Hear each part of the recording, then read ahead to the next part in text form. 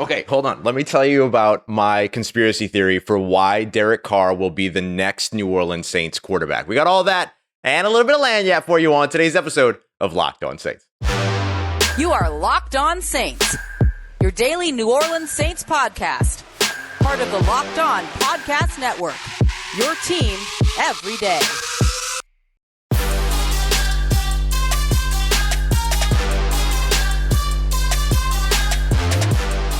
What is good, Who Dat Nation and Who Dat family? Welcome into another episode of Locked On Saints, your daily podcast covering your favorite team, the New Orleans Saints. Part of Locked On Podcast Network, your team every day. Thanks so much as always for making Locked On Saints your first listen of the day every day. Don't forget we're free and available on all podcast apps and on YouTube as well. And I'm your host, Ross Jackson, at Ross Jackson Nola on Twitter, your New Orleans Saints expert, credential member of the media, CrescentCitySports.com, USA Today Saints Wire, Tuesdays on Locked On NFL, and here with you every single Monday through Friday on Locked On Saints. Today's episode of Locked On Saints is presented by our friends over at LinkedIn Jobs. LinkedIn helps you find the candidates you want to talk to faster. Post your job for free over at linkedin.com/LockedOnNFL.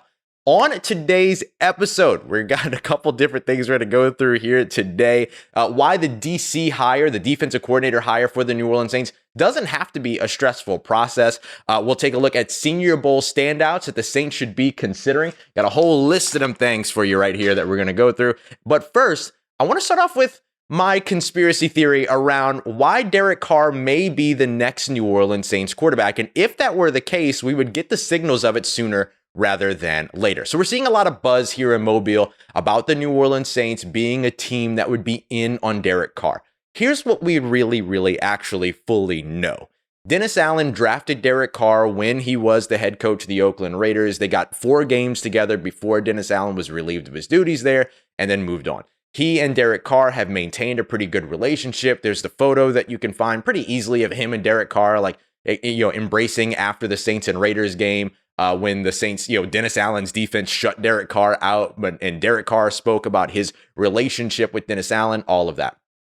Derek Carr is now on the market, and what Dennis Allen said to us in Saints media, in the New Orleans Saints facility, in the media room, on camera, all of that, is that the Saints will leave no stone unturned when it comes to finding their next quarterback. That includes in-house options to consider, what could be the future with Jameis Winston. That includes the draft, that includes free agency, but it should also include the trade market. And the connection that Dennis Allen and Derek Carr have is one that is at least of note, right? Not something that we should ignore or dismiss. Now, you might decide for yourself whether you like the idea of Derek Carr being the next New Orleans Saints quarterback, whether you don't like Derek Carr being the New Orleans Saints quarterback. But to be honest, he might be your best option right now because Lamar Jackson is available until he isn't, but we expect that he'll be franchise tagged with Baltimore. It seems to be some a mutual drive in keeping him in Baltimore, which of course makes a ton of sense. But outside of him, with Tom Brady having retired, there's not really a top tier quarterback out there on the market. So really, what you're looking at is the next tier, which is kind of like your Derek Carrs and your Jimmy Garoppolos. Which one of those guys had a connection to Sean Payton? That was Jimmy Garoppolo. But who has a connection to Dennis Allen? That's Derek Carr. So let me tell you my conspiracy theory here on why we might know about things sooner rather than later. First of all, there's a deadline on this getting done. About February 13th, February 15th, the Las Vegas Raiders, if they haven't moved on from him, whether that means cutting him or trading him, then all of a sudden his contract for 2023 or some portion of his contract in 2023 becomes guaranteed. So they'll want to make sure that they got him off the roster before that. Derek Carr was interviewed a couple of times over at the Pro Bowl, had a fantastic showing out at the Pro Bowl. And one of the things that he said amongst, why he's on his way elsewhere, a joke that he cracked with Ryan Clark, is that he's not really interested in extending that deadline. You saw Marcus Davenport and David Onyemata do that for the New Orleans Saints. Their deadlines were originally sort of mid-February to where 2023 would become guaranteed and it would leave some dead money as they were on their way out the door. They extended that deadline to the middle of March, which gives the Saints and them time to figure out a potential contract. However, Derek Carr said, that's probably not really in my best interest to do that. He ain't worried about helping the Raiders out. And so that means that there's certainly going to be some news or some movement in where Derek Carr is going, or if he's headed to free agency, at least in the next, let's just call it week and a half, as we sit here on February 3rd. The other thing is that on Sunday, February 5th, Derek Carr is playing in a flag football game for the Pro Bowl. So here's where my conspiracy theory comes in. What if the the Las Vegas Raiders decide that they want to move on from Derek Carr before the flag football game because there's language in his contract that means that with an injury, his 2023 amount of over $30 million becomes guaranteed.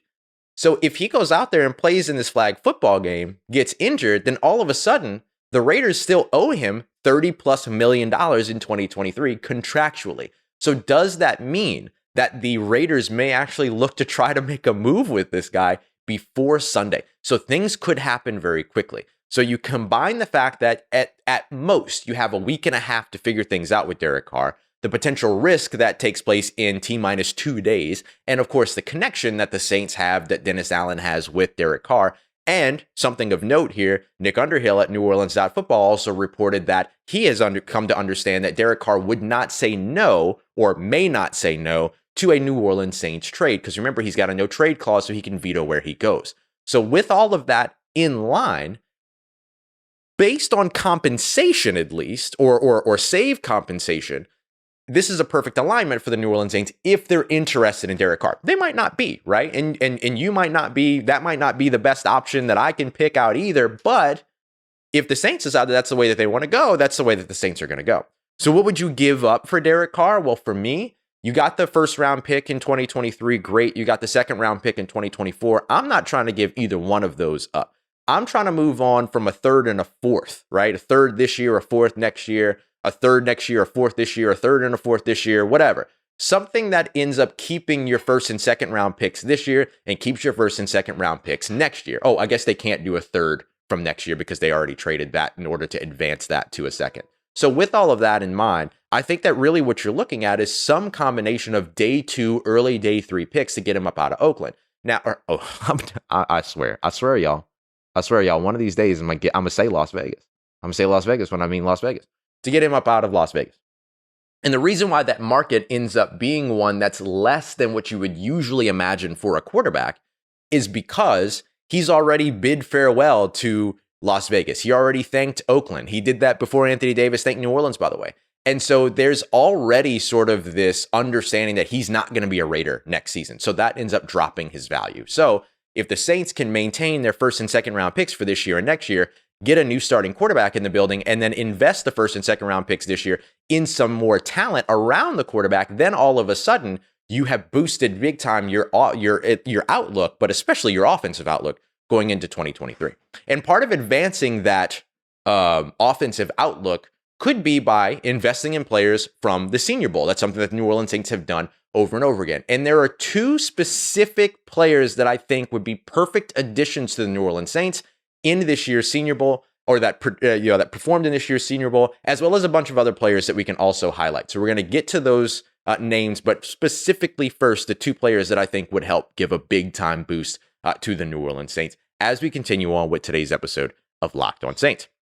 And today's episode of Locked On Saints brought to you by our friends over at LinkedIn Jobs. LinkedIn makes sure that you get to talk to the candidates that you want to talk to faster, because they know that you as a small business owner, or you as a hiring manager, understands that going into 2023, in order for you to meet all of your goals, everything that you want to do, you have to have the right team around you. So you're going to want to make sure that you are being matched up with the people that have all the skills, that have all of the values and all the experience that you're looking for to help you and your company get there. So LinkedIn Jobs helps you do that by giving you some really great tools like screening questions. They allow you to change your profile picture to the hashtag hiring frame to help spread the word about that to all those member profiles, which, by the way, LinkedIn has 875 million membership profiles for you to check out and potentially find those qualified candidates that you're looking for. So they make it easy for you to be able to screen, rate applicants, all of that, so that they can help you move through the process quickly but efficiently as well. It's one of the reasons why small business owners voted LinkedIn Jobs #1 in delivering quality candidates versus the leading competitors.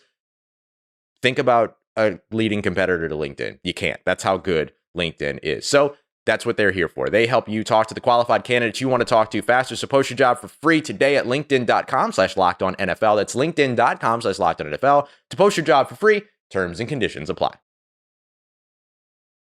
All right, family, continuing on with today's episode of Locked On Saints. There were two big-time performers out at the Senior Bowl here in Mobile, Alabama that would make the New Orleans Saints instantly better, particularly on the offensive side of the football in 2023. And there are also a lot of really good players out here that I could see also contributing. So let's break down some of the Senior Bowl players that could have an impact for the New Orleans Saints in 2023 should they invest in them, which, by the way, the Saints one way or another have done so.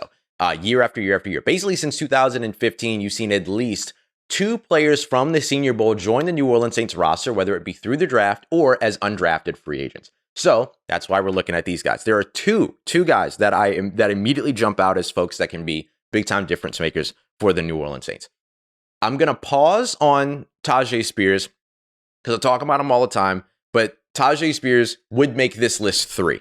I'm going to get to him in a moment, but I want to talk about Rashee Rice, the wide receiver out of SMU, 6 foot, 200 pounds, big time contested catch guy, really polished route runner as well, very fluid, and ends up putting a lot of moves on some of these guys out here in the Senior Bowl and was going up against some pretty good competition. He was in the same group as some of the top corners like Darius Rush and others that were in, this year's Senior Bowl, including guys like Jamie Robinson, who I like to call Jamie Robinson because he's very physical at the line of scrimmage. But he's matching up against some of the better corners in this year's class of Senior Bowl participants, maybe with the exception of Iowa's Riley Moss.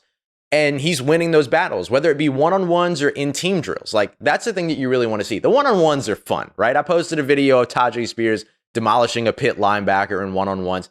Those are fun, right? Take the ankles, take the sole, do all that. It's a lot of fun. But the fact of the matter is that what you're wanting to see is what are the mechanics that are there and how do they translate into when they get into team drills? And that's what you saw really well, not only from Tyjae Spears, but also from Rashee Rice, who could end up playing himself into the first round. But let's say the New Orleans Saints trade a 3rd rounder this year, a 4th rounder next year, and maybe some other stuff in order to get Derek Carr, right? Again, you already know he's on the way out. And so things are, that asking price has to come down if you're the Raiders. Or he hits the free agency market and you go out and sign him. You now have a lot of options with your 1st and 2nd pick because you don't necessarily have to go and grab a quarterback there. And in that case, you probably don't grab a quarterback at all until 2024 because the hit rate on quarterbacks after round 2 is so limited. 74, 75 quarterbacks drafted in the last 10 years after round 2, and only one bona fide starter in the NFL, and that's Dak Prescott, who a lot of people ask questions about. I personally don't. So what you're really looking at doing here is trying to hit in the 1st or 2nd round, which hits at about a 50% rate in both of those rounds. About 15 out of 30 first round investments over the last 10 years, about 4 out of 8 second round investments over the last 10 years. You can find more from that actually at WWL. Doug Mouton did a great piece on all of that. So you're able to now build around the quarterback as opposed to going out and drafting a quarterback, unless you fall in love with somebody and the value's there and it makes sense. So Rashee Rice is one of those pieces that you can add that would be a really nice addition outside of course, Jackson Smith-Njigba, the Ohio State wide receiver, who I'd love to put back across from Chris Olave in the NFL. But you're still looking for kind of that big body possession guy. And look, he's 6 foot, 200 pounds. He's not the biggest dude, but he plays bigger than that. One of the most targeted wide receivers in college football in the nation. I think actually the most targeted last year. And then was 2nd in terms of contested catches as a total. Not in percentage, but contested catches as a total, which you can make the argument that doesn't matter as much as percentages, but information is information, so do with it as you will. So that's one. 2 was actually on the national team, and that is Cody Mauch, North Dakota State University offensive lineman, 6'4", 305 pounds, has inside-out versatility, but would be moved inside in the NFL more than likely, and certainly would be moved inside for the New Orleans Saints. The New Orleans Saints have to have a succession plan as quickly as possible behind Andrus Peat. That's the bottom line, right? So the reason why you go out and you get a guy like this is that Andrus Peat deals with injuries. He's dealing with an injury. Remember, he's going to be coming back from an injury. Cesar Ruiz is going to be coming back from a Liz Frank injury as well. You're going to have some recovery time for these guys on the interior. So you might as well get yourself ready. You might as well get yourself ready in case of injury. You might as well get yourself ready in case of Andrus Peat's contract situation as well. The Saints could designate him as a post-June 1 cut and actually save some money. Now, I think those 2 post-June 1 cuts are going to be Jameis Winston and Michael Thomas. You only get 2 of those. But if you're able to hold on to Andrus Peat's contract, maneuver around him as opposed to with him, and then literally move on from him post-June 1, then you're going to be in a better situation there. So that will be something to keep an eye out on. You get a guy like Cody Mauch, who I'm now seeing in the first round of mock drafts you've got a great opportunity there. And that doesn't mean that he will actually go in the first round. Remember, Eric McCoy was the guy that propelled his draft stock for the media into the first round at the Senior Bowl. But New Orleans was able to draft him in the high 40s or low 40s, depending upon how you look at it, in the second round. So, we'll see how this all happens and how this all works out. But a guy like Cody Mauch jumping in and being drafted and being able to be plugged in right in the middle, that's a huge win for the New Orleans Saints, as would be investing in Florida Gators offensive lineman O'Cyrus Torrence, who same thing. And he comes in not even having to transition from the position. He comes in being a master of that position already. So either one of those guys would be big. A couple of other names that you're going to want to keep an eye out on. I mentioned Riley Moss from Iowa, 6 foot, 192 pounds, topped the speed, max speed rate here with Zebra Technologies and everything for a little while. He was awesome. Really physical at the line of scrimmage, good technique, all of those things, and just blazing speed. The Saints don't need another corner, but you might as well, invest in one if you find one in the later rounds. And if he's somebody that falls, you want to take advantage of that for sure. I want to make sure that I get the name right here. Adetomiwa Adebawore, got it, nailed it. Out of Northwestern, the defensive lineman. He's a little bit undersized, 6'2", 284 pounds. What we used to call in the NFL as a tweener. Now you should be excited about it because of the versatility of being able to play both inside and out. He's got some fantastic moves. He's very strong, bull rush, but also can, whip around, interior spin move, all that good stuff. The stuff that made me fall in love with Osa Odigizua a couple of years ago has me in love with this guy as well. And then lastly, let me circle back to Tyjae Spears. Tyjae Spears coming in, being that running back that can be there not only with Alvin Kamara, but in place of Alvin Kamara, because don't forget, the team's going to be without Alvin Kamara for probably at least 6 games at some point in 2023. So you want to have that guy that can come in and do the Alvin Kamara things, but that can also be a physical runner up the middle and a pass protector in lieu of or in rotation with Alvin Kamara. So really good option for them there. He's probably going to be somebody that maybe played himself into second round conversation, but likely is going to be a third round guy by the time that it's all said and done. And that's a great place for the New Orleans Saints. I didn't mention any defensive linemen because most of them got I did mention one defensive lineman, but I didn't mention any edge rushers because most of them got absolutely bullied by the offensive tackles in this year's class. But I will mention Will McDonald out of Iowa State, 6'3", 241, as well as Isaiah Land, FAMU linebacker, 6'3", 226, a little bit undersized. They worked him off ball. They also worked Will McDonald off ball a little bit too. So maybe that shows you a little bit of the versatility that they can have in terms of dropping back into coverage, all that good stuff. But for the Saints, I think edge rusher is a place where they could potentially double dip. And so if they get one guy that's a pure edge rusher and then they get another guy that has some versatility like those two, that's a really good blend for you to have just in case you need numbers elsewhere at any point during the season. All right, coming up next, as we wrap up today's episode, we're taking a look at the defensive coordinator hire. The New Orleans Saints have already scheduled an interview with Joe Woods, why he would be a fine hire, but also why the Saints don't have to shoot for the stars here. We got all that and more coming up for you as we wrap up today's episode of Locked On Saints. And today's episode of Locked On Saints brought to you by our friends over at TurboTax. Go to TurboTax right now and don't do your taxes. Instead, you meet with an expert who'll get them done for you. TurboTax experts can help relieve you of all of the stress that comes every single tax season so that you can do not taxes. You can show your eyes things that aren't taxes. You can move and unpack a moving box that's filled with not taxes. You can sing not taxes a lullaby and hope that not taxes sleeps through the night so you can get a little bit of rest. Go saddle up and ride not taxes into the sunset. With TurboTax, an expert will do your tax forms for you, start to finish, ensuring that your taxes are done right, guaranteed, so you can relax. Feels good to be done with taxes already, doesn't it? Come to TurboTax today and don't do your taxes. Visit TurboTax.com to learn more. Intuit TurboTax. Full service products only. Video meeting while expert does your taxes is required. See guarantee details at TurboTax.com/guarantees. Let's get it, Who Dat Nation. Wrapping up today's episode of Locked On Saints, proud part of Locked On Podcast Network. Your team every day. Appreciate you being here with us. The New Orleans Saints do have to hire and rebuild their defensive coaching staff, which gives Dennis Allen an opportunity to build out his own staff. The thing about it, though, is that it doesn't have to be a stressful process.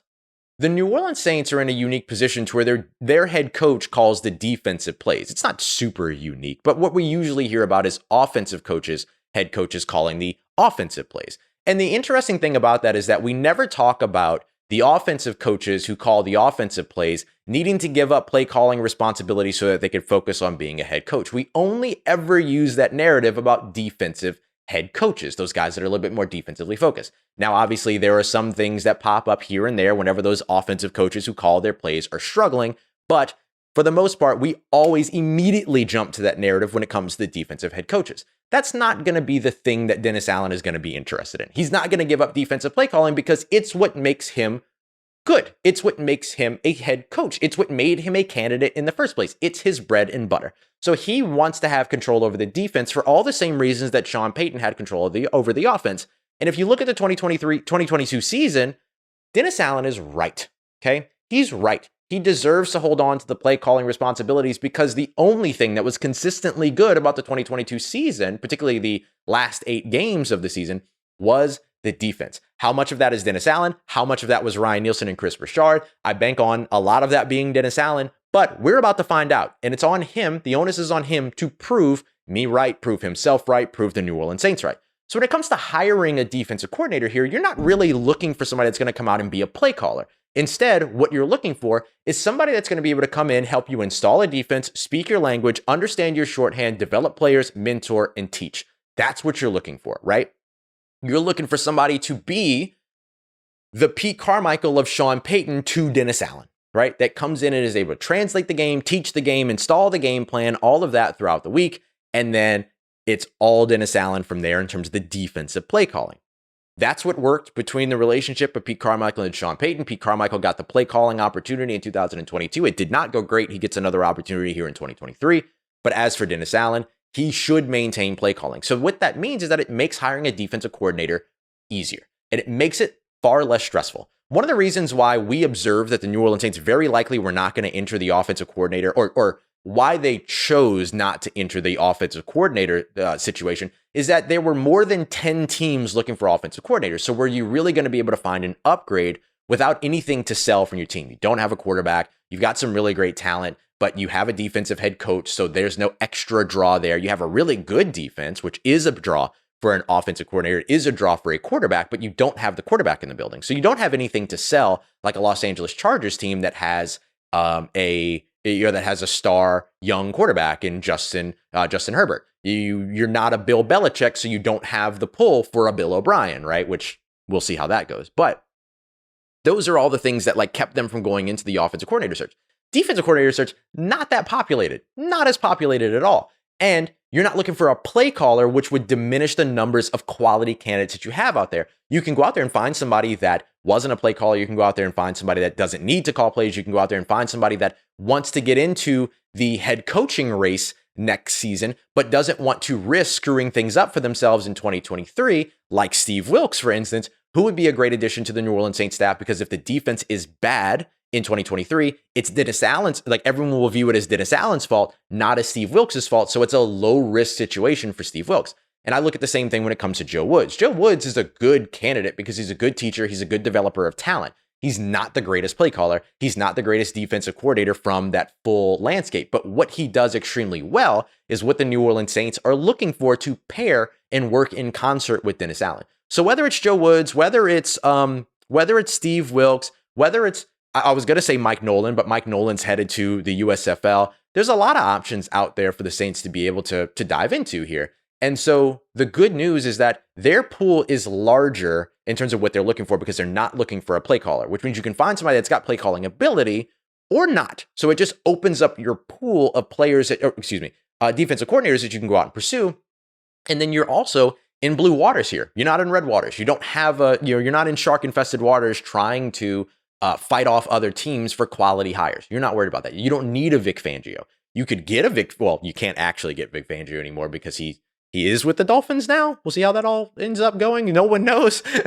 And so, you can go and get that caliber guy, but you don't have to either. You can go and get a year ahead on a defensive coordinator coming out of a position group that you really like, and you want somebody that can specifically target your defensive line group. So you can grab a defensive line coach that's young, that's promising, get a year ahead, and you're good. So the defense doesn't change based upon the defensive coordinator that you're bringing in, because the person that installs and executes the defense is Dennis Allen. So it just makes it so that it's not as, let's say, it's not a task that's as integral to their success in 2023 as changing an offensive coordinator would, or not changing an offensive coordinator will be. We'll see how that all goes. So not as stressful. All right. Coming up on Monday, it's Mock Draft Monday, so we'll add in all of the context of the Senior Bowl, the things that we've heard since we've been here, but also expand the pool. Last week, we did a Senior Bowl only mock draft. Next week, we'll expand it all the way out to all the prospects, but include everything that we learned from the Senior Bowl. So we got our post-Senior Bowl mock draft coming up for you on Mock Draft Monday. Appreciate you, as always, y'all, for making us a part of your day and making us your first listen of the day here on the show. Make sure you also go and check out Locked On NFL to learn everything going on around the NFL. Peter Bukowski is going to be joining every single day next week from Super Bowl Radio Row, so you know what's going on in Glendale as well. So if you want to know and get your previews around the Super Bowl, Locked On NFL is the place for you. Appreciate you as always, making me a part of your day, part of your routine. I thank you so much for being a part of the show. As always, if you see me, say hi. And if you need anything else around your New Orleans Saints in between these episodes, make sure you follow me on Twitter at Ross Jackson, NOLA. Hit me up. Let me know how the family's doing. Let me know how you living. Let me know how you momming them. And trust you, that nation, I'll holla at you.